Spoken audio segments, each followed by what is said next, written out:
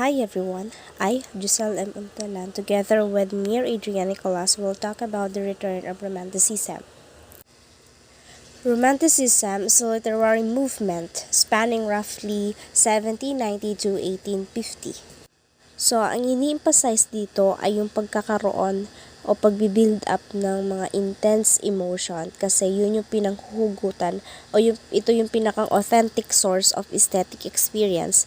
Aesthetic experience such as sympathy, awe, wonder, and terror. So, yung mga ganong emotions, parang it should be naturalized at para magkaroon din ng beautiful and sublime, 'di ba? In some cases, yung mga portraits or yung mga paintings behind that there is a sad reason why the author was able to do or create that piece. So same with romanticism, parang ang pina-priority ay yung artist's unique individual imagination above the structures of classical form. Kung susumahin, yung romanticism, ang pinakang pinapahalagahan or yung binibigyan nila ng highest importance ay yung freedom of the artist to authentically express their sentiments and ideas. Now, let's try to distinguish romance now and then. Before, romance is just a dialect. It has nothing to do with what we consider romantic. Parang kumalat yung songs all over the Europe kasi France was able to compose love songs, and together with these songs ay na-develop naman yung medieval romance. And what is this medieval romance? Medieval romance, it's a fictitious story ito na tumatalakay sa mga knightly, marvelous, or supernatural incidents na nanggaling doon sa mga chronicles or popular tradition. At meron lang itong kini-consider na length, it's either verse or in prose. In addition, in the beginning, romance is also associated with love, but not only love. There is also fantastic, the original, the melancholy, the unusual, the distant past, the distant future, the far places, the fanciful, the three, the unreachable, the moon, and the stars. But most especially, it talks about love. And now, there are some aspects of romanticism that is worth remembering. The first one is primitivism. That is the desire to return to origins, or historically, artistically, and psychologically. The second one is the faith and the imagination. That is faith and feelings, intuition as against reason. The third one is faith in the individual, or an insistence on individual rights. The fourth one is the interest in the past rather than in the present. The unusual interest in nature is the fifth one. Like for example, in woods, winds, forests, and flowers. And the last one is the sentimental humanitarianism that concerned with the fellow men, especially the oppressed and the poor. Now, let's proceed with Wordsworth and Coleridge. Sila yung pinakang nag-stand out during the Romanticism. At meron pa rin namang iba that will be tackled later. The first one is si William Wordsworth. He took upon himself the task of formally setting down and writing the tenets of Romanticism. Upon his collaboration with Samuel Taylor Coleridge, together, they were able to publish the lyrical ballads. And yung preface ito is too long to read. And later on, I will discuss the gist of this lyrical ballads. And itong lyrical ballads is the definite date used by literary historians as a convenient arbitrary starting point. Drama during this period was very undramatic, and it was a standstill. And Benito say, as there is a situation or condition in which there is no movement or activity at all, it prevent and prohibit the development of drama. Subjective yung kanyang literary types, which means it only based on the personal perspective or preference of a person. Like for example, yung ode, sonnet, and other lyrical types. Pero hindi naman sinasabi na wala talagang drama ang naisulat nun. In fact, si Shelley, she was able to wrote the Conce na sinasabing best poetic drama since Shakespeare. binibigyan din doon ay yung poverty over 300 years. Nagkaroon ng drama pero hindi na gaano na-develop since more on expressions of individual thoughts at hindi yung kung ano lang yung na-observe mo. It's about your own experience during Romanticism or Romantic movement. So this is what I am talking about earlier, yung preface to the lyrical ballads na isinulat ni William Wordsworth and Samuel Taylor Coleridge. Actually, doon sa reference na binigay ni Sir, masyadong mahaba yung preface. And let's just focus about this three information or important details about the lyrical ballads. The first one is the emphasis on the ordinary. In the preface, Wordsworth's main desire is to break away the over-decorated style during the 18th century poetry. At ang gusto ni Wordsworth is magkaroon lang ng comprehensible art form for the ordinary man. Kasi more on abstract ideas ang nagagawa at that time. And sinasabi na laging nare-reject yung ganoong type of illustration. Even as naman, kung makakakita tayo ng mga abstract ideas, di ba? Hindi natin agad ito naiintindihan sa una. And that time, nare-reject yung mga ganong form. Pero sa panahon natin ngayon, kinukonsider naman ang abstract na good in one way or another. Going back, what William did was he adapted the language of men. Si Coleridge kasi naniniwala siya na ang poetry should have some passion, and that passion is present in meter. Parang for you to be able to create a good poem, kailangan ilagay mo yung iyong passion in making that poem kasi you could be able to give your statement in that way. Kung baga, what we love doing will bring value to others. In this preface, Coleridge claims that Wordsworth should extend his style or parang hindi kailangan limitahan yung types or style ng poetry in all kinds. And ang kailangan lang i-reject ay yung mga poetry that does not include the language of real life. The next one is the role of poetry and the poet. Wordsworth believes that the ordinary man is closer to nature and therefore closer to human nature. Kasi human tend to discover kaya marami tayong mga experience and we can use that in the poem. Usually sa mga poetry, the reason why they can able to create a poetry is because of their experiences. Para madaling sumulat kapag sarili mong karanasan. And like what I said earlier, yung mga sad experiences, even a terror, yung mga nabanggit ko kanina, they can create a beauty and sublime. Wordsworth addressed the significance of language in his poetry as well as the effects of poetry on the reader.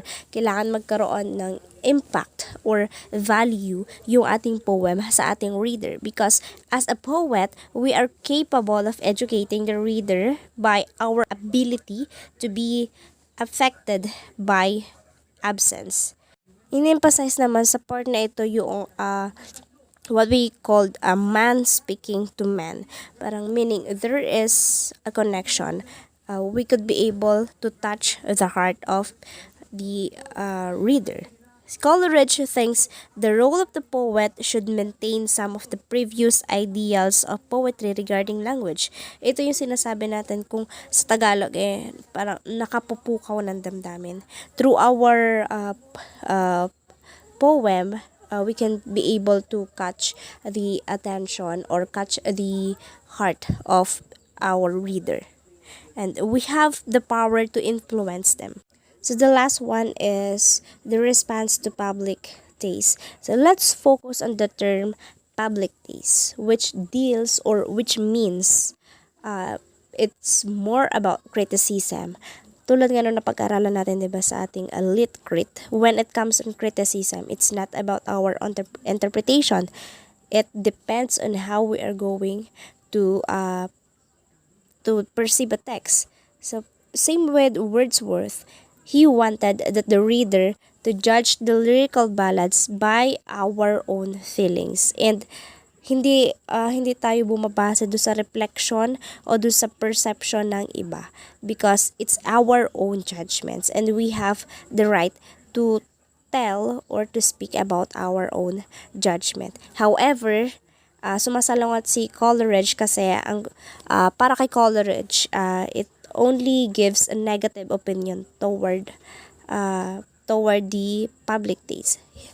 Coleridge has a negative opinion towards public taste kasi kiniklaim niya na yung pagbibigay ng judgment is just worthless and negligible. So, to sum up, siguro in general, si Wordsworth is more on humbled by criticism rather than prostrated by it. Para mahalaga kay Wordsworth yung judgment by our own perception. However, si Coleridge, he remains arrogant and he only believes himself. His opinion is just and the one and only educated. So, yan yung pinakang content ng lyrical ballads. It talks about the emphasis on the ordinary, the role of the poetry and the poet, and the response to public taste. And to sum up everything stated so far, in the preface to lyrical ballads, William Wordsworth and Samuel Taylor Coleridge declared that poetry should express in genuine language, experience as filtered through personal emotion and imagination. The truest experience was to be found in nature. Now let's talk about Samuel Taylor Coleridge during 1872 to 1834. Coleridge and Wordsworth influenced each other. It was during their close companionship for 6 years that Coleridge wrote his best poem.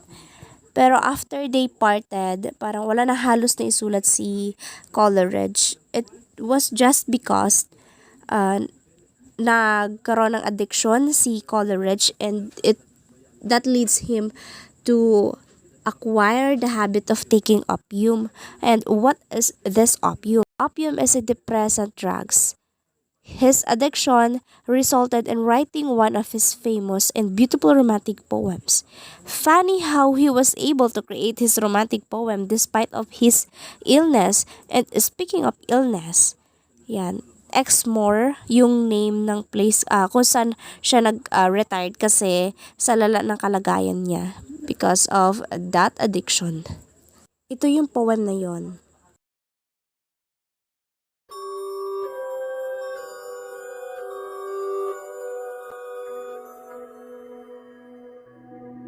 Kubla Khan by Samuel Taylor Coleridge.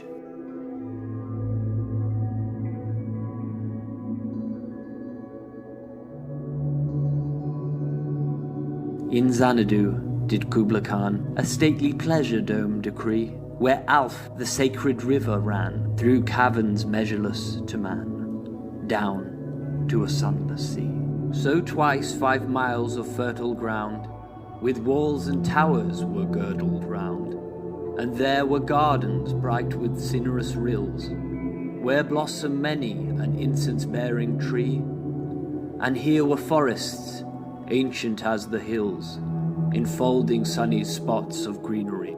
But, oh, that deep romantic chasm which slanted down the green hill athwart a cedarn cover, a savage place, as holy and enchanted as beneath a waning moon was haunted by woman wailing for her demon lover, and from this chasm with ceaseless turmoil seething, as if the earth in fast thick pants were breathing, a mighty fountain momently was forced, amid whose swift, half-intermittent bursts huge fragments vaulted like rebounding hail, or chaffy grain beneath the thresher's flail, and mid these dancing rocks at once, and ever it flung up momently the sacred river, 5 miles meandering with a mazy motion. Through wooden dale the sacred river ran, then reached the caverns measureless to man, and sank in tumult to a lifeless ocean. And mid this tumult, Kubla heard from afar, ancestral voices prophesying war. The shadow of the dome of pleasure floated midway on the waves, where was heard the mingled measure from the fountain and the caves. It was a miracle of rare device, a sunny pleasure dome with caves of ice. A damsel with a dulcimer, in a vision once I saw. It was an Abyssinthian maid, and on her dulcimer she played, singing of Mount Abora. Could I revive within me her symphony and song, to such a deep delight would win me, that with music loud and long, I would build that dome in air, that sunny dome, those caves of ice, and all who heard would see them there, and all who should cry, beware, beware, his flashing eyes, his floating hair, weave a circle round him thrice, and close your eyes with holy dread, for he on honey dew hath fed, and drunk the milk of paradise. Kubla Khan by Samuel Taylor Coleridge is a poem that describes the poet's dream of visiting the palace of Kubla Khan, a Mongol emperor who ruled over the ancient Chinese Yuan dynasty. The vision embedded in Kubla Khan was inspired by the perusal of the travel book Portia's His Pilgrimage. So, yun yung book na binabasa niya bago siya turukan ng doktor, anong parang cure dun sa opium addiction ni Coleridge. So, meron itong connection dun sa kanyang experience at ito yung huli niyang nabasa bago siya parang mawala ng malay. Tinuturukan kasi siya ng doktor ng parang cure para doon sa kanyang opium addiction. He was able to have a fragment of a dream after reading a book. He beautifully imagines and describes a palace he read about. And yung poem na yon kasi ay nagdi-describe siya dun sa kingdom ni Kubla Khan where there is a mythical city known as Xanadu. Poem describe Kubla Khan as a powerful ruler. And yung kumbaga lahat ng utos ni Kubla Khan ang dapat nasusunod. And his authoritativeness lies in the fact that he can order for a pleasure dome to be built on merely one order. Pag sinabi niya gusto niya ng isang dome o isang kingdom, they were immediately follow that order. And those dome kino-compromise siya ng mga green sunny spots, bright gardens, blossom-laden trees, and much more. And you can imagine that a beautiful vision of the land through the description na binigay ni Coleridge about that Kubla Khan. And if you can read that poem, parang may envision nyo yung lugar. And so the question is, why the poem is a fragment? So accordingly, according sa Coleridge account, itong poem na ito ay incomplete fragment kasi originally he says his dream include between 200 and 300 lines, but he was able to compose the first 30 before he was interrupted. Doon sa panaginip niya, parang ito lang yung mga lines o ito lang yung mga na-envision niya while he was asleep. And after he was interrupted, ayun, parang naputol. Kaya medyo putol yung poem na ito. And it's incomplete. But overall, the central message of this is that the power of imagination. Its themes is about dreams and nature. The speaker's Coleridge and the poetic form is narrative. The emotions evoked is excitement and resilience. And it was just all written during the 18th century. So that would be all in my part. I'll give you Miss Mayor Adrian Nicolas for the continuation. Thank you. John Keats was born on October 31, 1795 in London, England. He is an English poet whose short life spanned just 25 years. So he only lived for 25 years because he died due to tuberculosis. So John Keats took medicine when he was in college, yet he pursues his love for writing. He devoted his short life to the perfection of poetry, marked by vivid imagery, great sensuous appeal, and an attempt to express a philosophy through classical legend. So when he was 8 years old, his father died, nahulog siya sa horse and natapakan siya.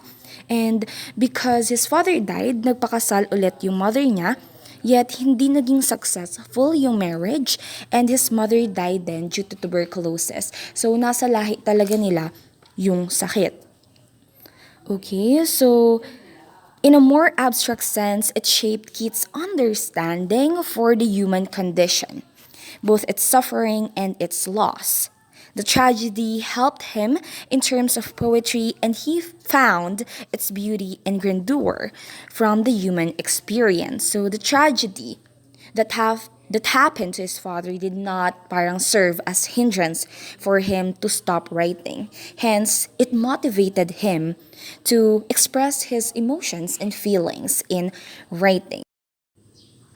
At the age of 14, he started writing poetry and mythology. And when he reached 20 years old, he wrote the famous English sonnets, which is entitled On the First Looking into Champman's Homer. So it is a sonnet written by John Keats, and it tells of the author's astonishment while he was reading the book of the ancient Greek poet, which is Homer, who was freely translated by George Chapman. So George Chapman is an Elizabethan playwright. One of his literary work is entitled From a Thing of Beauty is a Joy Forever. That is written by John Keats. So, a thing of beauty is a joy forever. Its loveliness increases. It will never pass into nothingness, but still will keep a bower quiet for us, and a sleep full of sweet dreams and health and quiet breathing. So it is from his poem entitled Endymion, Endymion. The phrase a thing of beauty is a joy forever means a beautiful object. It may be natural or artificial. It makes a person happy for a long time, even if its beauty fades or put into different circumstances. Ode to a Nightingale is one of John Keats' great odes, written in May 1819 when the poet was just 23 years old. The poem is dominated by thoughts of death, underpinned by meditations on immortality and on the finite nature of joy. So it speaks of human suffering because during that time, John Keats knew that he is facing death because of his sickness or illness. That is because of tuberculosis. Next, we have Robert Burns. Robert Burns was a Scottish poet and lyricist. He is widely regarded as the national poet of Scotland and is celebrated worldwide. He is the best known of the poets who have written in the Scots language. So he is a pioneer of the Romantic movement, and after his death, he became a great source of inspiration to the founders of both liberalism and socialism. So Burns got all the education that the village schoolmaster could provide.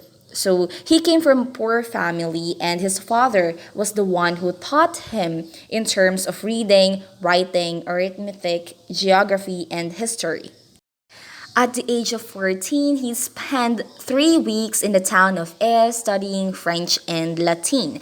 At the age of 22, Book of Poems by Ferguson, a Scottish poet, was given to him by a bookseller, and Burns studied Scottish poets. He also wrote numerous and satiric poems. Plowboys, maidservants, as well as people of polite society brought the 3,000 copies. So, diba, he is really famous. So, he bought a farm and became a farmer. Yet, the farm failed and he died poor, like his father. Robert Burns also wrote A Man's a Man for a That, which is also known as Is There for Honest Poverty, or For a That and a That. is a 1795 song by Robert Burns, written in Scots and English, famous for its expression of egalitarian ideas of society, which may be seen as expressing the ideas of republicanism that arose in the 18th century. So when we say egalitarian ideas, it pertains to people or beliefs, believing in the principle that all people are equal and deserve equal rights and opportunities. Here are the other romantic writers. First, we have Horace Walpole, who wrote The Castle of Otranto. Next, we have Anne Radcliffe, who wrote The Mysteries of Udolpho. Next, we have Matthew Gregory Lewis, who wrote The Monk. He is a Gothic writer who crafted stories of terror and imagination. When we say Gothic literature, it is a literary style popular during the end of the 18th century and the beginning of the 19th century. This style is usually portrayed fantastic tales dealing with horror, despair, and other dark subjects. Next, we have Mary Wollstonecraft Shelley, dated 1797 to 1851, followed Gothic traditions in her Frankenstein. Next, we have William Blake, 1757 to 1827. He was both poet and artist. He not only wrote books, but he also illustrated and painted them. He devoted his life to freedom and universal love. He was interested in child and animals, the most innocent of God's creatures. William Blake wrote The Lamb, which is also known as Songs of Innocence. The poem sees in the figure of the lamb an expression of God's will and the beauty of God's creation. And the tiger is also connected with the lamb, but it is published in 1794 as a part of his Songs of Experience collection and rising of prominence in the Romantic period. And lastly, we have The Sick Rose, which is kasama siya ng Songs of Innocence and Experience. Charles Lamb is our next romantic writer. Dated 1775 to 1834, he wrote the playful essay dissertation on roast pig. He also rewrote many of Shakespeare's plays into stories for children in Tales from Shakespeare. Next, we have Percy Bysshe Shelley. 1792 to 1822, together with John Keats, established the Romantic verse as a poetic tradition. So many of his works are meditative, like Prometheus Unbound. Others are exquisitely, like The Cloud, To the Skylark, and Ode to the West Wind. Adonis, an elegy he wrote for his best friend John Keats, ranks among the greatest elegies. Next, we have in Ode to the West Wind, Shelley shows evocation of nature wilder and more spectacular than Wordsworth described it. And that is the end of our report for Romanticism. Again, I am Mir Nicolas together with Jezel Untalan. Thank you for watching and listening, and don't forget that Romanticism is beauty without bounds, the beautiful infinite, that is according to John Paul. Thank you so much for watching.